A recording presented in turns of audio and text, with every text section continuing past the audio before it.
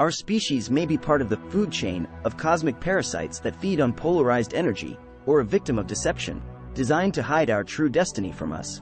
Quite often, arguments are being made in favor of the fact that the Earth with the whole universe is a simulation created on some powerful computer by a civilization that is thousands and millions of years ahead of us. The most troubling simulation option is the one proposed by Google's machine intelligence guru Ray Kurzweil. Looking at the chaos prevailing in space and on Earth, we can conclude that maybe our whole universe is a science experiment of some junior high school student in another universe.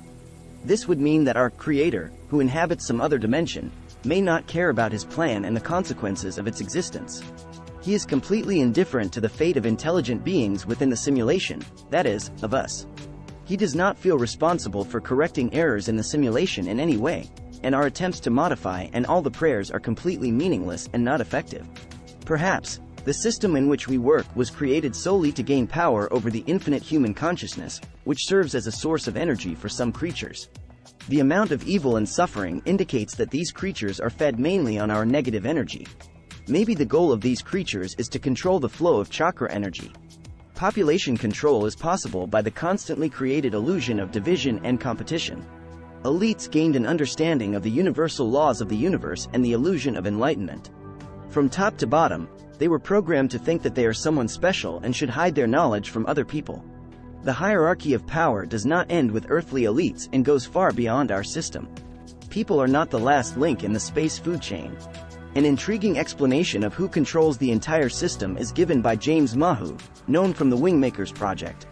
In his opinion, a creature named Anu, the former king of the Anunnaki, is responsible for everything. Anu strove for plans on a much broader scale. He wanted to be the god of all beings, interdimensional and spatial, people, and had the power to control the fate of planets, races, groups, or individuals controlled by those who created the system. Anu believed, or perhaps reasonably explained to himself, that all he did was provide people with interdimensional satisfaction for their desire to serve God. He did this simply for the authorities, but not the ones that we could have in mind regarding the general director of the corporation or the president of the country. It was a far-reaching force, extending to entire races and planets, although even this was not the real reason. The reason was much more subtle. It was a desire to enslave the sovereign integral consciousness, knowing that it was much more powerful, intelligent and more conscious than even Anu himself. It was Anu's real motivation, the desire to control what was above himself. This force cannot be comprehended in our human sphere, and as soon as this force is achieved, he had a desire to get even more power and, therefore, even more complex control systems. It was these control systems, superimposed on each other, which ultimately slowed down the perception of time and, in a sense, allowed Anu to function at a completely different time. The time difference allowed him to overtake other races and control the outflow of events, similar to the operator of a space puppet. As a result, other races found themselves in a traumatic situation because they were the recipients of events, not their creators.